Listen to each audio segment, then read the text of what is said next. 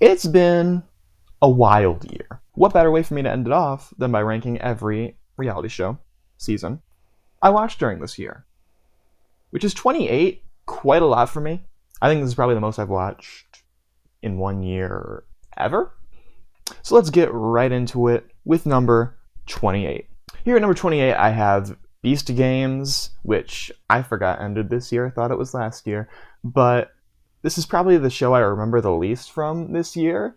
But I do remember all the self-eliminations, which just got old real quick. I don't think I'll get much pushback on this. I don't think Beast Games is a beloved season of reality TV.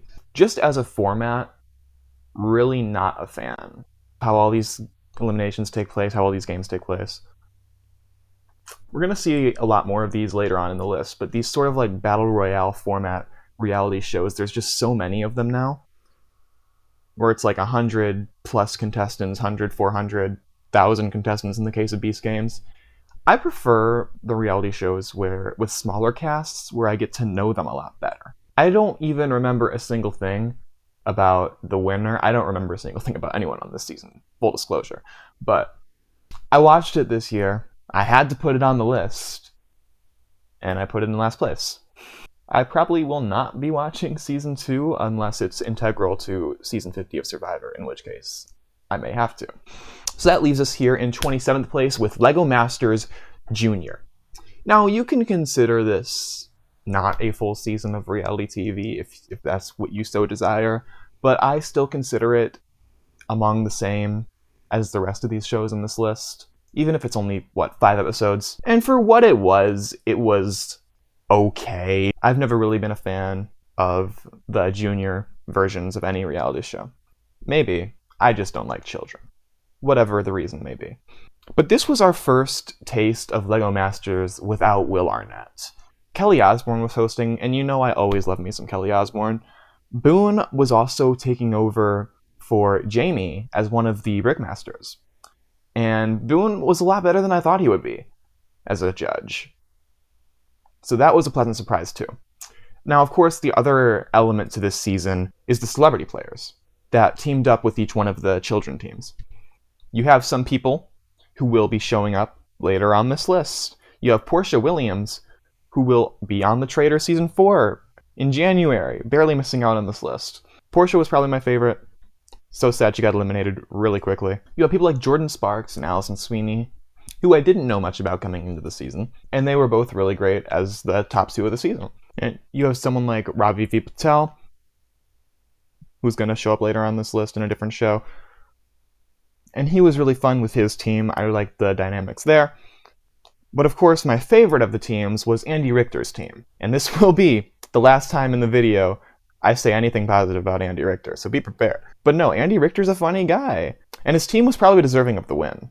There were a lot of great builds. Also from the winning team also had a lot of great builds. Just an all-around wholesome environment reality show is what I would like to call it. And that's fine. For what it was fine. Compared to the rest of these shows, it's not really fair. Now coming in 26th place, 99 to Beat, which is a show that pretty much just finished up earlier this month. And it's another one of these types of battle royale shows with 100 contestants, and they compete in a bunch of different like party-style games, I would say. And the person that finishes last in each task gets eliminated. Sometimes there's these team challenges, and the whole team that finishes last gets eliminated, which is something you probably need to do on a show like this because you can't have 99 individual challenges. I think that would get a little bit much. But even still, it was still a pretty repetitive show. It just went from, okay, one challenge, next challenge, the next challenge, the next challenge, the next challenge. It's not really something that you can get invested in too much. I heard someone compare it to like a show you would have on in the background, and I think that makes perfect sense for a show like this. You do get to know some of the contestants, which I do appreciate. That's why it's a little bit higher than something like Beast Games. But it's still a show that you can't really get too into. Of course, I do gotta mention the former reality show alum that were on this season. Miranda from Deal or No Deal Island, Carmaria, Sandra, Danny, Tommy, and Geraldine. Miranda specifically, if I remember correctly, made it to the farthest out of all of them, which was pretty wild for me to even see her on this show. As a fan of Deal or No Deal Island, I can't imagine how many of us there are that are fans of Deal or No Deal Island that would even remember who Miranda is. But she was there, and she did a really good in a lot of the challenges. And all of these people that were on previous reality shows, except for Sandra, made it pretty far into the season. So if you're watching for them, you definitely have a lot to watch for. And then, of course, we have the winner in Peter. Once we get to the back half of the season, I think it was pretty clear Peter was going to win, but it was still an intense finale. Peter kind of came from behind against Leandra and took out the win. So yeah, another one of these shows that's just okay. Speaking of just okay, we have The Floor Season 3. Now, this is another season that I do not remember much from. Not a lot stuck with me. One thing that did stick with me was Brian O'Halloran, and how Brian would just keep winning duels and he would keep staying safe. I think he made it to the top 17, if I'm not mistaken. And it was, of course, a big moment when he was eventually taken out. Now, the winner, Steven, I think was a bit predictable. And again, The Floor as a show is just, it's not as repetitive as 99 to Beat because you do have some advantages, like the time boost, but it's another show where you can't really get too invested in a lot of these contestants. Now, in 24th place, Are You My First? Now, let me address the Love Island-shaped elephant in the room, which is the fact that there will be no Love Island seasons on this list. I did not watch any Love Island seasons. Love Island's a show I always mean to get into, but there's so many episodes every week. I think it's an episode a day. So that's just a lot to keep track of. There's a lot to watch in 1 week. Of course, I keep up with these seasons. I know a lot of the contestants from these seasons and what they're all about. But I don't actually watch the show, so that's why there will be no Love Island seasons on this list. No variations of Love Island, like Love Island Games, All-Stars, what have you. But for some reason, Are You My First is here. So let me explain this. There is an explanation for this. So this is basically a Love Island ripoff, if you want to say, but where every contestant is a virgin. And that's the whole selling point of the show. But I do like these types of Love Island ripoffs or parodies, or however you want to say it, that are very self-aware of what they are. Because this, I think, was genuinely funny. I think it reminded me a little bit of F-Boy Island, and I loved watching F-Boy Island back when it was on. It's something that does not take itself too seriously, and I genuinely did laugh at some points, because it's just a funny show. My reason for watching this, though, was Farha was on this cast. Now, some of you might not be too familiar with Farha.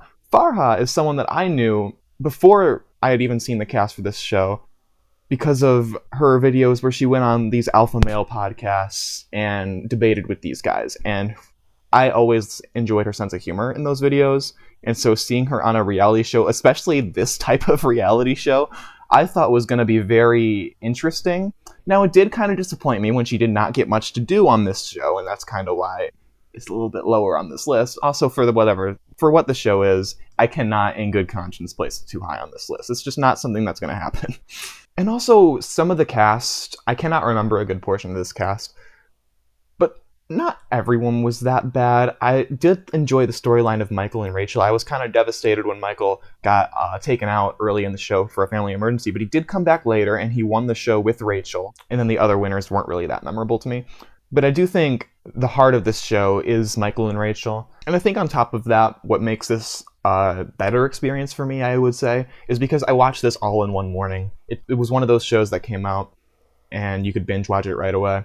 I appreciated that for what this show was. That is why it's at 24th. Now moving on to 23rd place, we have Got to Get Out, which is another show that released on Hulu, same as Are You My First, with all the episodes out at once. I think it was 8 episodes. And I watched that all in the day. It was kind of a tedious watching process. It was a weird format. I don't really necessarily still understand the format of Got to Get Out. Basically, you have to escape the house, and there's numerous escape plans. You can bring people on board if you want, and then if you escape, you get however much money is in the pot. So I did have a difficult time declaring who was the winner of this show, who I should put up on the slide. I did decide to go with the only 2 people that actually escaped, because pretty much everyone won at the end of the show, and I'm not putting all the cast on the slide. That's not happening. Speaking of the cast is the reason this is above Are You My First. Because again, this is another show that's very silly, doesn't take itself too seriously, but it does have a lot of proven success, if you want to say, on the cast. A lot of people that are no stranger to reality TV. A lot of people that have made a name for themselves on other shows because of their personalities. And also Val Chmerkovskiy from Dancing with the Stars. I thought that was an odd casting choice. You have Omarosa. And if Omarosa's on a show, she's going to be delivering. I haven't really seen Omarosa phone in a performance on a reality show. I think she's always pretty top-notch. Spencer Pratt was kind of annoying to me. Of course, you had Susan just being insane and doing whatever she was doing. You had Doodles. Very surprising standout for me. I did not expect Doodles to be one of the major players on this show, but he was. You have Rashad Jennings, who was just had the whole house on lockdown at a certain point. Thought that was pretty funny. It's really not a type of show that's designed to go up very high on my favorite reality shows list, but here it sits at number 23. Now coming in 22nd place is The Floor Season 4. Now this, I think, fixes a lot of the issues I have had with The Floor's format in the past 3 seasons. You have stuff on the season that you can remember it by. You have the theming, the theme of America Duels, where there's 2 players from each state, again, making up 100 players, which is something I've already complained about in this video. But through that, having each state have 2 representatives on the floor, you already have a vested rooting interest in most American viewers. And on top of that, you add in another twist in the game called the category steal, which led to some really fun moments in the show. Of course, Aaron's whole run of him breaking the record for amount of duels won, stealing a category just to get it stole from him, that's something you can really remember it by. Now, how much of this is recency bias because the season just finished? I'm not really sure. But I think if this season came out back when Season 3 came out, and Season 3, if they flipped, I would be remembering Season 4 a lot more, probably. You also had a few reality show alum on here. You had Fair Play, who was out pretty early. You had Bo Bice from American Idol, out pretty early. Jacob Derwin, on the other hand, the last person you'd expect to be in the finale of this show, is in the finale of this show. He gets, like, 5th place. You have a lot of fun duels, too, as well. I think the first one I think of is the Aaron versus Bo duel, where Bo is just screaming at the top of his lungs every single answer. And it is just the funniest thing I think I've ever seen on the floor, ever. I think this is probably the best case scenario for a floor season. I would be pretty shocked if Season 5 surpasses this. But Floor Season 4 is at number 22. Now coming in 21st place, we have some shows that I actually have more to talk about with. We have Destination X. I like the concept of this show. I like that it's basically just a reality show version of GeoGuessr. There's a lot of strategy that goes into it, which I like to see. It's actually pretty impressive how much strategy they packed into a show that's just about guessing where you are. And that's how you get eliminated, too. It's whoever guesses the furthest away from where they actually are. And I think the season had a really great start. Josh Martinez was the first boot. I don't think I've ever seen that happen. That was pretty fun to see. I am a big Josh fan. I shouldn't say that. But yeah, Josh was on this season, briefly. But then we got introduced to Peter and Janae. Now, Peter is someone I only knew from the Traitors Season 2. Janae is someone I had no knowledge of whatsoever, other than that she was a fan favorite. And it was pretty quickly to see why she was a fan favorite on Love Island, because she was probably my favorite character of this show. Of course, you had all the stuff with Mac. Mac was a really fun player to watch on this Season 2. I want to see Mac on a different show.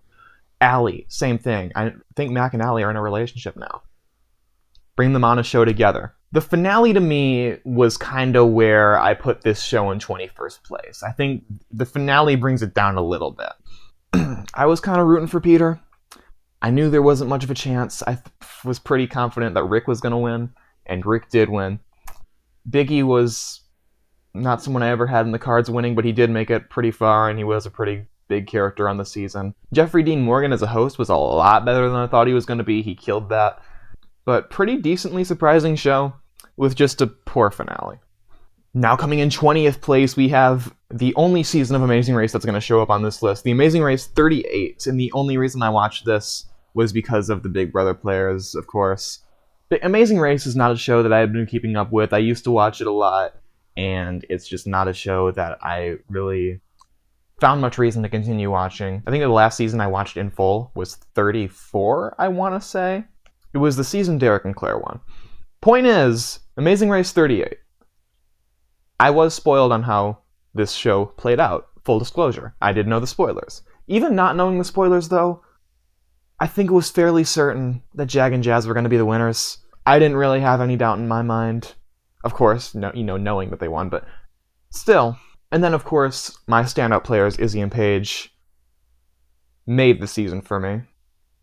I'm so glad they made it as far as they did.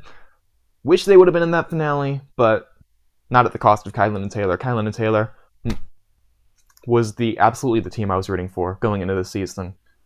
Loved them both separately, together as a team. That was perfect for me. But however, this is still an Amazing Race season, and you can tell that this is an Amazing Race season. What I mean by that is you have the frontrunner group up in front winning all the challenges, and then you have kind of the people lagging behind, so you pretty much know who's going to be eliminated in the first half of the season. The only real deviation from the top of the pack to the bottom of the pack was Kylan and Taylor were at the bottom of the pack for a little bit, and then they moved up. And then Tucker and Eric got eliminated after being U-turned, which once that episode really got going, you can kind of see it coming. But again, I was spoiled, so I can't really speak on that. So that's just my overall issues with Amazing Race as a whole, is you're always going to have that. There's always a frontrunner team that you're pretty sure is going to win, or at least make the finale. And at that point, after the finale, is kind of just going through the motions to see who's actually going to win. Amazing Race is just not a show I've been into, so here it is down at number 20. It's not the worst. It could be a lot worse, but it's 20. So now here we are at number 19, and at number 19 I have Special Forces World's Toughest Test Season 4. Now, I've already gone over my issues with other shows. Here's my issues with Special Forces as a show. There's not really a set format to how the show runs.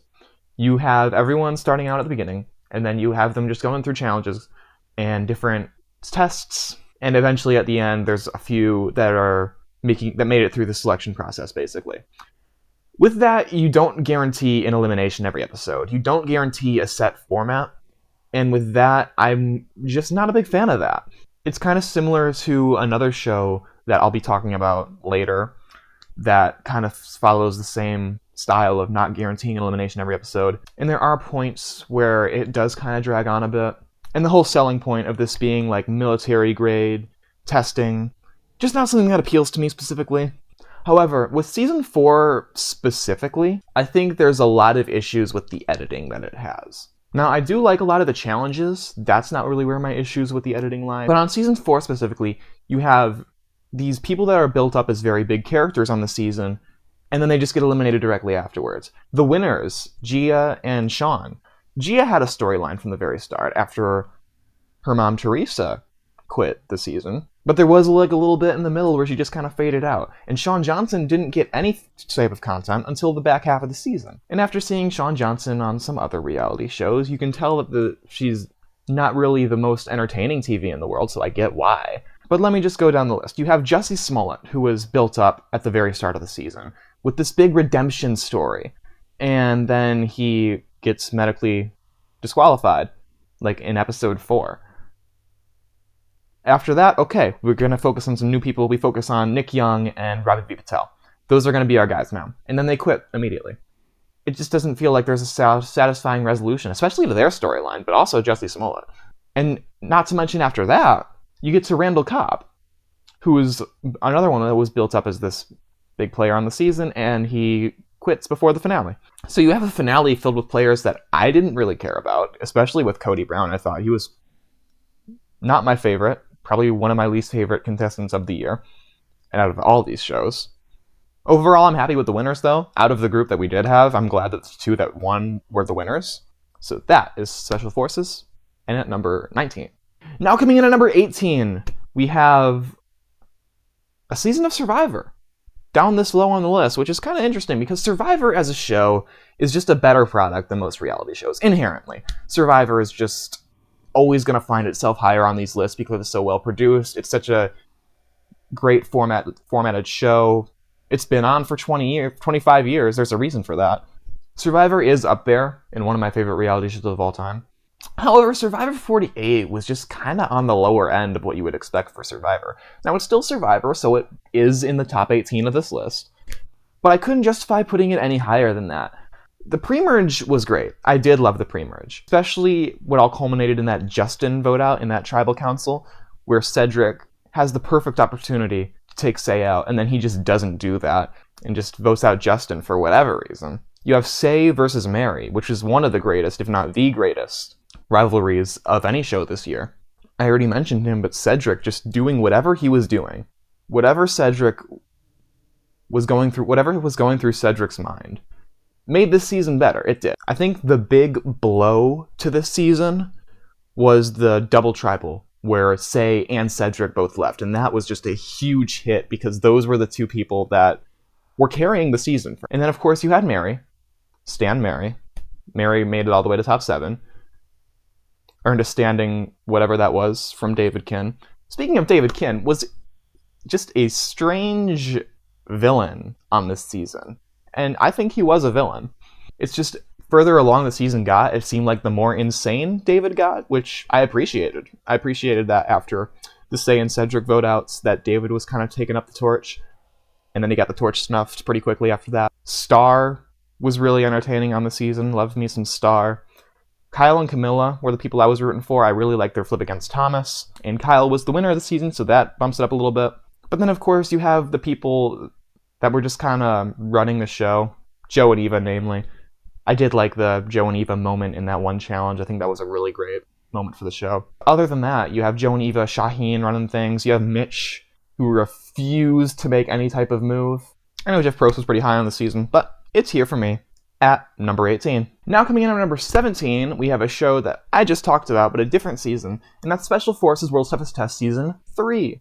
Now, I was talking a lot about recency bias when I was talking about the 2 seasons of The Floor that aired this year. Special Forces is kind of in a similar spot schedule-wise, where you had Season 3 earlier in the year, way earlier. Season 4 basically just wrapped up earlier this month. And still, I rank Season 3 over Season 4 for Special Forces. Still does have my general issues with the format of the show, and there was a pretty long stretch in the middle, if I remember correctly, where nobody went out. But then you had a big purge of all these players towards the end, which I thought that's where the season really picked up. But even then, you had Cam and Golden, who were basically the main characters this season, and they were there the entire time. They were there throughout all that stretch in the middle where nobody was getting eliminated, and they were making the season enjoyable. I think they both really had a good, solid end to their storylines without having them be the winners, because they lost. Now, the actual winners, Brody and Kayla, I thought were pretty decent winners. Granted, they didn't get much screen time, especially Kayla, until very much at the end. But overall, I think the season was a bit better than Season 4, so that's why it's here. It's number 17. And now at number 16, we have a newer show, Extracted. Season 1, because now we know we're getting a Season 2 in January. That'll be exciting. Now, the format issues here, I talked about this earlier when I talked about Special Forces and the fact that there's really no guarantee that someone gets eliminated in each episode. It all depends on when your family hits the button. But I do like the fact that you have these 2 games going on at the same time. You have the people out there surviving in the wilderness, and then you have the people on the inside playing the social game, playing the strategic game, trying to get their loved one their supplies so that they can survive longer. For a completely new player cast with no reality TV veterans in it, I thought it was pretty good. We know Season 2 is going to be having Sandra and Nina, and also Annalise from Big Brother. We'll have to wait and see how that plays out, but I did really enjoy the cast that we got here. Especially Austin, specifically. Austin was on Jake's team. He was really playing up the villain, if you want to say that. And he was playing a really strategic game. He actually reminded me a lot of Shaheen from Survivor, which was airing at the same time the season was airing. I do think there's a lot of stuff that they could do in the bunker game to make it more of a strategic game, have more decisions that can be made, have more of a social game that can be played. Here's what I want to see from Season 2. You know how Reality TV Fan on Instagram has those end-of-year reality awards, and one of the categories is best strategic move in a number of different shows? I want a moment from Extracted Season 2 to be in that category. I want a moment so good, so unexpected for a show like this, such a good strategic move, that it makes it into that category. Extracted here at number 16. Moving on to number 15. We have Lego Masters, Season 5. Cannot believe it's already been 5 seasons of this show. But this was our last season with Will Arnett, and we do have to recognize that. Will Arnett kind of made this show what it was. So for this being his last season, I think that kind of bumps it up a little bit in my book. But Lego Masters is still a very unserious show, I would say. And there's another very unserious show coming up right after this. We're just kind of getting them out of the way here. But for being this type of unserious show that Lego Masters is, I thought the cast was great. The winners are probably, well, I don't want to say my favorite winners in Lego Masters history, because Nick and Stacy do exist, but Ian and Sage are up there for one of my favorite winning teams in Lego Masters history. Even teams like Ben and Michael were fun additions to this cast, and I don't usually root for teams like Ben and Michael, but they were funny. I like them. Justin and John. was another pretty good standout team for me. I was devastated when they got eliminated in the Lego Batman Challenge. Now, if you put Lego Batman in anything, you instantly have my attention, and the fact that there was a whole episode dedicated to it this season was great. Probably one of my favorite LEGO Masters episodes ever. So it's another show. For what it was, I can't put it too high, but LEGO Masters Season 5, very solid. I'd have it at 15. Coming in 14th place, another one of these shows that does not take itself too seriously, and I love it for that. It's Worst Cooks in America, Celebrity Edition, Heroes vs. Villains. So right off the bat, my first impression was weird cast, but I'm into it. And this show ended up being a very funny show. It reminded me of House of Villains, which is probably the funniest reality show I've ever seen. And speaking of House of Villains, the Villains team pretty much comprised solely of people from House of Villains. It had New York, and it had Corinne, and it had Wes, but Wes wasn't on House of Villains yet when he filmed this. He went on it later, and that aired first. It's a whole thing. And this is a show that I would go back to. It seems like a show that would be very rewatchable to me. You have Corinne winning, which is something that I didn't think would happen, but it did. You have New York, Tiffany Pollard. And let me tell you, anything New York is on, instantly top half of the list. You can't argue with that. Anything you put New York on is instantly reality TV gold. You have people like Wes and Trinity, who I knew from their other shows, and they really continued their personas into this season, I guess you could call it. You have Rachel Riley, who is... This will not be the last show she's on in this list. And then you have Frankie Grande, who, for the first time in his reality TV career, was actually likable. They made him likable to me. He was funny.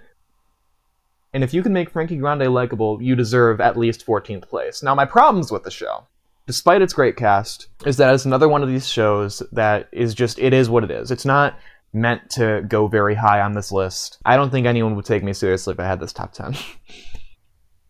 But it does deserve to be in the top half of the list. That is why it is here at number 14.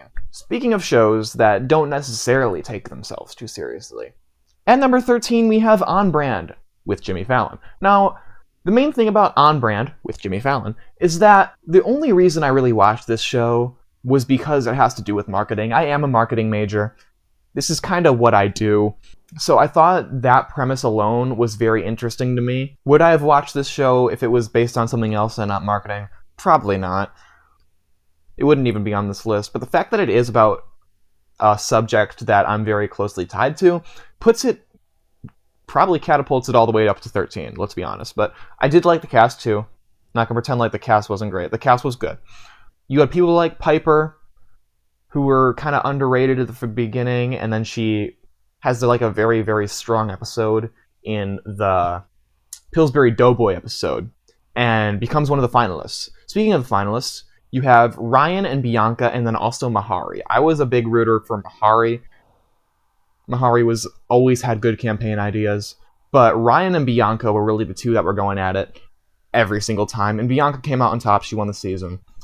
The release schedule for this show was really quick and a little bit confusing, but it did make for a show that was over pretty quickly. I think it only lasted a month, so it was just a very quick experience for me. Something I could just get through in the month of October and be like, yep, that was a really good show. I enjoyed it. I enjoyed that. And then move on with my life. So that's why On Brand is here at number 13. Not groundbreaking, but I enjoyed it. I really did. And now at number 12. Now my top 12 here was actually really tough to consider, but number 12 wasn't that hard for me. The Snake was a good show for the first 9 episodes. Again, it's that finale that I really have a problem with. But everything outside of that, I mean, the format, it was just based around safety chains, but I think they really did it in an interesting way. They had a lot of challenges that they weren't just physical challenges. A lot of the main challenges where you could win into power and start the safety chain, they had a lot of social elements to them. There were a lot of challenges that I took from my own competition series, the Buck Race. But I would never move on to the next show without mentioning Catherine. Catherine needs to be on something else. Catherine is probably the best new player on any of these reality shows this year. She's up there for me. She really is.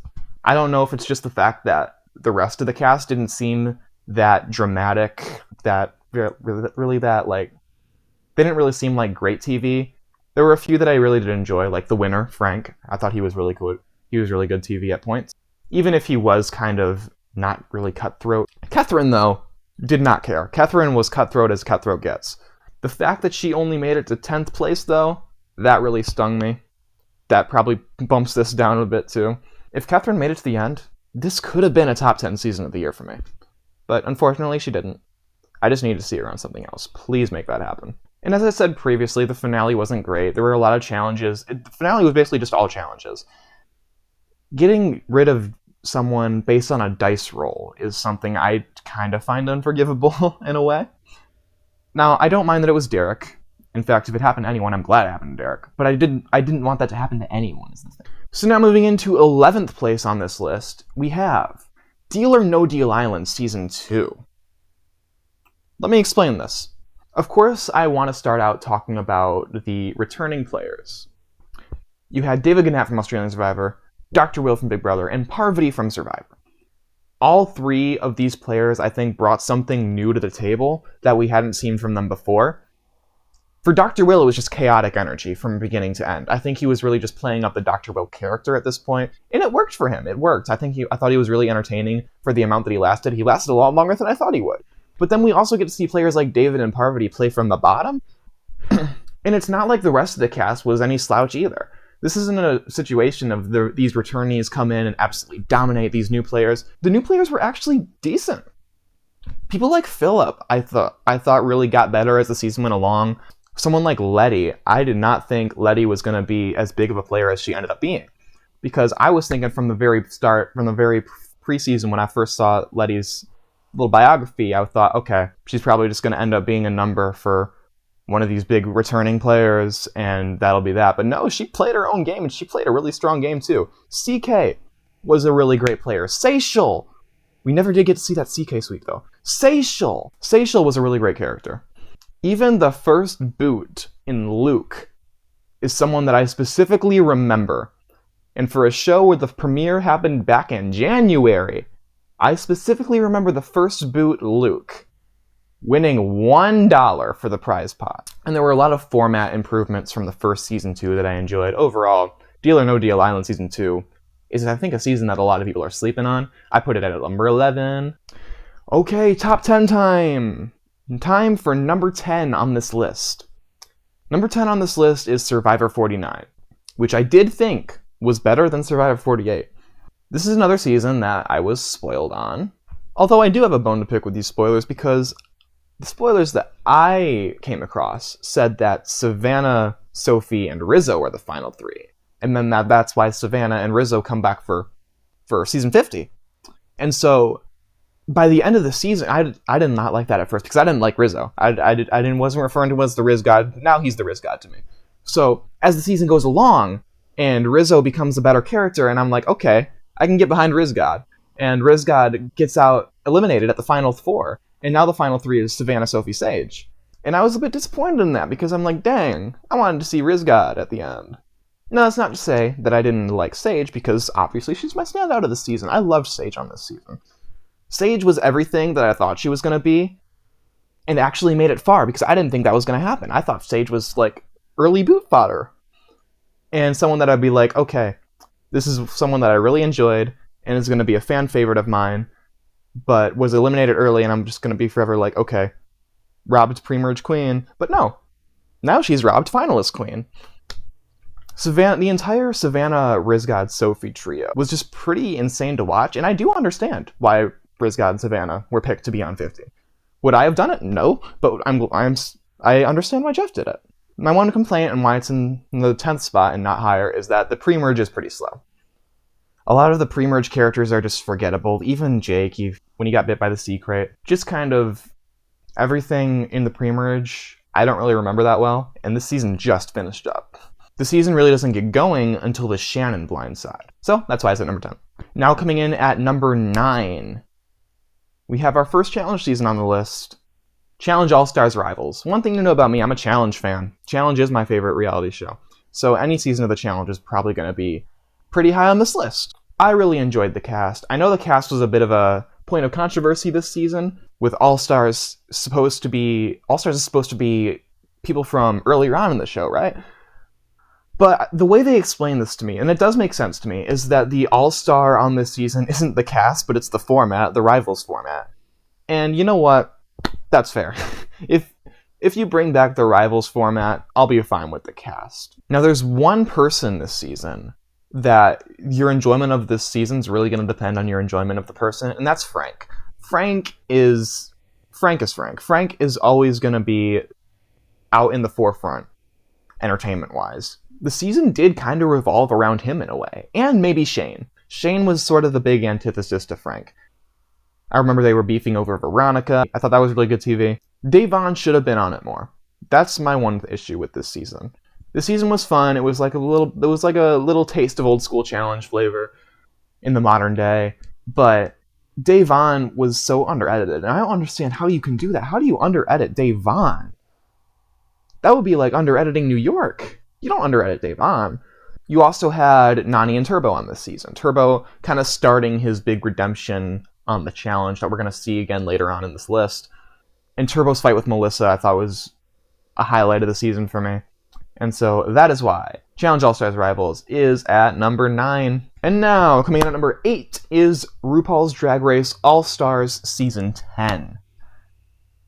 This is a season that's really as high as it is because of the format. I loved this format. I think this is probably the best All-Stars format they've ever had. Don't at me on that. Having 3 groups of 6 compete in this tournament to make it, I guess, to the merge was really interesting to see, and I'm excited to see how that works out in All-Stars 11. I did hear that they changed the format a little bit, so we're a little hazy on that, but overall, they kind of perfected it this season.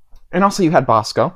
The cast size was also a really big plus of this season. So you have 18 queens, you can have a lot of people return. And so you get a lot of these unexpected picks that you wouldn't necessarily see on a regular All-Star season.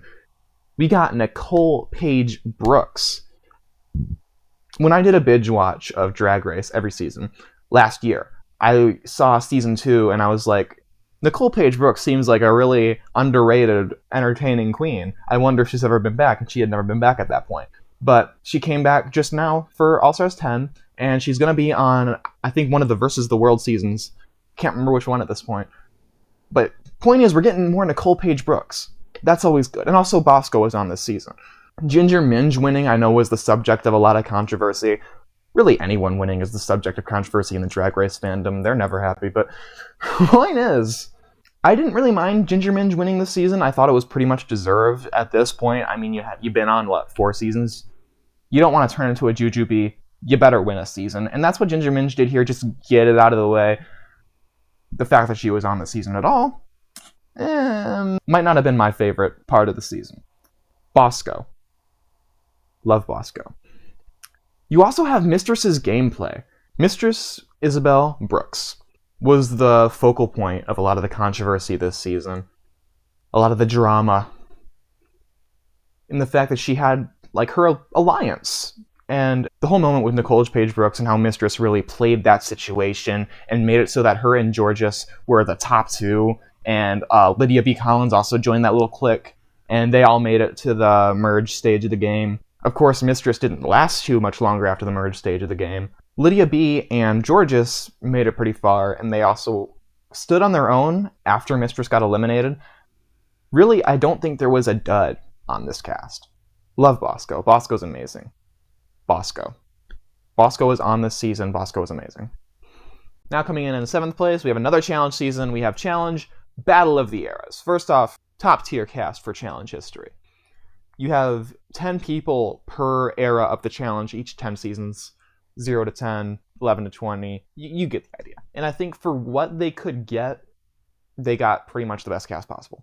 The Purge at the start, I wasn't too big of a fan of, but overall, after that and the season kept going, it got better. You have a lot of these interactions that you would have never thought possible.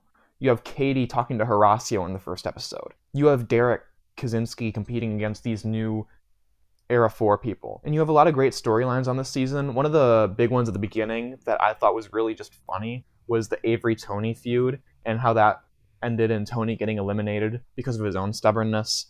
was really fun to see. And on top of all that, you have Michelle Fitzgerald, who makes it to the finale this season, and it has such major storylines, which is something I really appreciate. I think Michelle has gotten a pretty raw deal in previous challenge seasons, 39 included.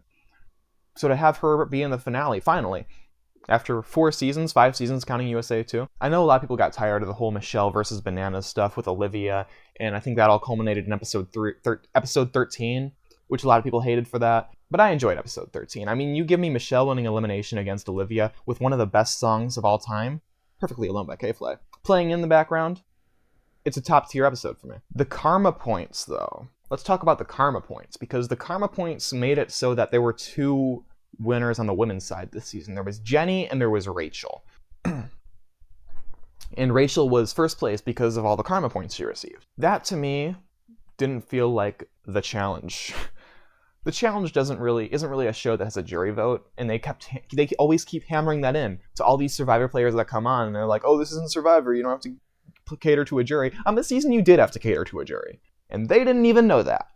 Not that I'm defending Bananas in any way, but the fact that there were karma points on this season kind of ruined any chance he could have had at winning. I don't think he would have run regardless. Jordan had that season on lock. But I hate to defend Bananas, so I'm going to stop doing that right now. Really, the finale kind of brings it down a little bit. Also, it's just a very long season, of course, as you can expect with Modern Challenge. So all that into consideration, it's 7th place. Still a season of the challenge, still love the cast, everything about it.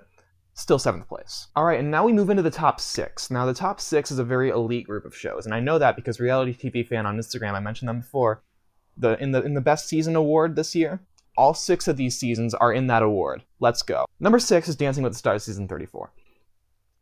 Now, Dancing with the Stars, similar to Big Brother, I like to think of it as an experience. Dancing with the Stars is an experience to me more than it is a show. I don't go back and rewatch Dancing with the Stars. I don't go back and rewatch Big Brother either. It's something you really gotta experience firsthand.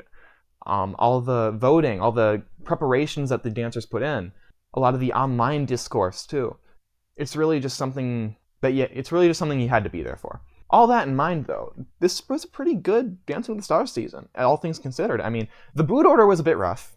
Let's not lie, the boot order was a bit rough. I talked about Andy Richter way in the beginning with Lego Masters Jr. This season, he got on my dang nerves. You have Lauren Wareggi in 12th place this season. On no planet did Lauren deserve to be eliminated in that episode. But that's not the end of it.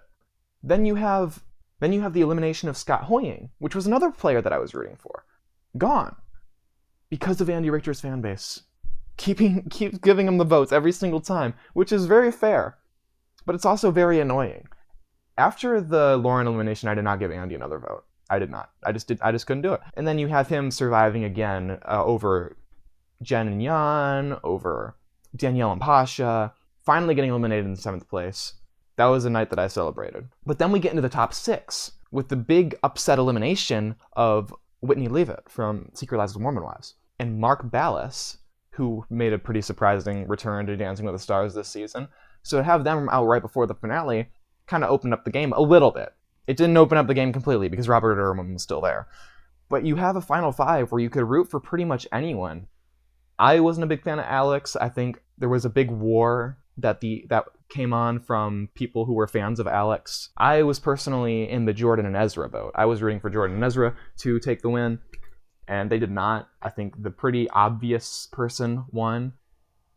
But then you also had Dylan Efron and Elaine Hendricks, 2 people that had really great storylines this season. But Robert Irwin was probably the winner of this season. Like, the only person that could have won this season was Robert Irwin. The second we knew he was on the cast, he became a serious contender for the win. His sister already won 10 years ago. And now here he is, one of the most likable people on planet Earth, mind you. The most popular person on the cast, just in terms of popularity online, Robert Irwin. And he was the eventual winner of the season. Who would have thought? Now we're moving on to number 5 on the list. Top 5, folks, top 5. And we have another show that I would like to consider an experience. Big Brother 27, number 5, which, as far as Big Brother seasons go nowadays, top tier season. Big Brother 27. Big Brother is a show where it's like, when those summer months hit, late summer, it always starts in July or something, and then it goes into like September, and October even. But when those summer months hit, and you know you have Big Brother, you can always watch the live feeds. You always got live feed updates. Sometimes some crazy things happen, and there's always that moment of, oh, I remember where I was when I saw that live feed update. I remember where I was when Angela yelled at Matt. I remember where I was when Rachel got screwed over by the White Locust twist, which was a very, very crappy way to go out from Rachel. But Rachel brought it this season. Rachel probably played one of her best games in any show she's ever been on. Outside of Rachel even, the cast was amazing. You have everything that led up to the Riley eviction, including Mickey winning the blockbuster right before that. And of course, while I was working on this video, Mickey did pass away, so rest in peace to Mickey. She was an amazing person on this season. And some way, somehow, the entire house flipped and Riley got evicted. You have even earlier than that, at the Jimmy eviction, Ashley tries to go back into the diary room and changes her vote. Tries to change her vote anyway, so of course we have Julie Chen saying, no. That was great TV. Even after Rachel got unfairly screwed over, people thought the season was over. And then you have the Vorgan drama, which just picked the season right back up. Ashley coming in at the last minute and winning her only she won the first veto. And then she went the entire rest of the game, not winning anything, won the final HOH, and took out Morgan, who probably would have won. So it goes without saying, Ashley is a great winner of the show. And I would be remiss if I did not mention Keanu and Kelly and all the chaos they caused. All the little instigating they did it made the season for me. It was so good. People hated Kelly specifically because of all of her instigating. I loved it. Kelly is one of my favorite house guests this season. All that combined just makes Big Brother 27 rightfully deserve a spot in the top 5. It probably would have been high no matter what because Big Brother is a very well-produced show. But this season earned a spot in the top 5. And now at number 4 is going to be RuPaul's Drag Race Season 17. And this is a season that lives and dies by its cast. No, it lives by its cast. It's not die. This is the best cast of the entire year. In fact, it's the highest ranked season on this list that has a completely new cast of people that have never been on reality TV before. It's that good. The next highest ranked season that has a cast full of people that have never been on reality TV before is back at number 10 with Survivor 49. You have Anya Nerve, which was a great winner. Someone that I kind of saw coming, but it could have gone either way between her and some other people. Jewel Sparkles was great. Sam Starr was great. Lexi Love, I don't even know if I'm allowed to say that name anymore, was great. Okay, who ruined my outfit? Susie Toot, the entire cast, mainly Lexi, hated her for no reason at all. There might have been a reason. I still don't know what it was. You have Lana, who a lot of people on the fan base hated, but, she was very unique and different every single time. She was very unique and different every single time. Absolutely loved Lana. Lydia and Corey had a whole storyline, and I was sad when both of them got eliminated. I'm glad that Lydia got her second chance in All Stars 10. Corey King is still pretty relevant to this day, despite being the 9th place person on this season. Hormona Lisa was fun in the beginning. Joella, I will never forget the Ella. And then, of course, Lucky Stars, the first boot of the season, was someone that I was rooting for at the very start, and I was rooting for very hard in the Lollapalooza. Overall, way better season than Season 16. Even better formatted, too. They did the Rada Queen again, which I wasn't too big of a fan of, but it didn't really hinder my enjoyment of the season for me. Drag Race Season 17 is kind of proof that having a great cast can put you in the top 4 spot. Now coming in at number 3, in the third place, the third best reality show I watched this year, Survivor Australia versus the World. Now, there's a big pro and a big kind of con for this season. That's the fact that this was a very quick season. This was a couple weeks? Which is fair. It was 14 days, I want to say. There were 14 people. So it was a very short season, very quickly over with. I think that was to its detriment a little bit, but it was also very helpful to this season. I think it probably could have dragged out a little bit more if it was longer. It had a great pre-merge. I love the pre-merge. I don't like that Luke made it as far as he did, but I do love the pre-merge with all these insane tribals of somehow King George surviving over David was pretty insane. Tony Vlacho's everything that he did was insane. Parvati as the winner was pretty obvious from the start, but Parvati as the winner, I think I was spoiled on this one too. Didn't matter though, because Parvati was a great winner. It was really interesting to see Parvati come back and win again. Some big standouts on the season, who I had no idea who they were before this, was Tommy and Cass. They were the only people on the season that I had no idea who they were, and they both delivered pretty hard. And then they go out back to back, but that's fine, because we still have a pretty entertaining endgame with the whole Shawnee, Suri, Parvati whole alliance, and then them going against Janine and Luke, And unfortunately, Suri got screwed over in 4th place again, but Parvati was the winner at the end. Just such a great cast full of Survivor legends of all types of different Survivor versions. So it's here at number 3. Now coming in the 2nd place spot, I'm a bit biased towards the challenge, you already knew this, but Vets and New Threats, recency bias or not, whatever. Vets and New Threats is the best season of the challenge in a while. This was drama-filled from the start to the end, and Battle for a New Champion was also pretty drama-filled, but it wasn't as good. Battle for a New Champion had its flaws for sure, but this season was kind of a better version of that, because you don't have a big stretch in the middle where nobody goes home. You have a really cool format that's kind of like a modernization of the Fresh Meat format. Theo and Adrian being sort of the underdogs. I'm not a big Theo fan, but I do have to recognize when a storyline's good. A storyline's good. America was a really big part of the season. A lot of her stuff got edited out, but I really do hope she comes back. I hope Blue Kim comes back too. She was fine for the 2 episodes she was on. You have Michaela and Cedric, and they were also a really big part of the endgame. Theo and Adrian were probably like the lightning rods for drama, but Cedric and Michaela also had a lot of stuff going on with them. They were really integral to the back half of the season. You had Turbo's redemption, where Turbo had not had the greatest stretch of seasons ever since War of the Worlds, but now here he is back and almost winning the season with Sydney. Of course, he kind of flopped in that final, but whatever. This does give a little bit of hope for modern players on the challenge.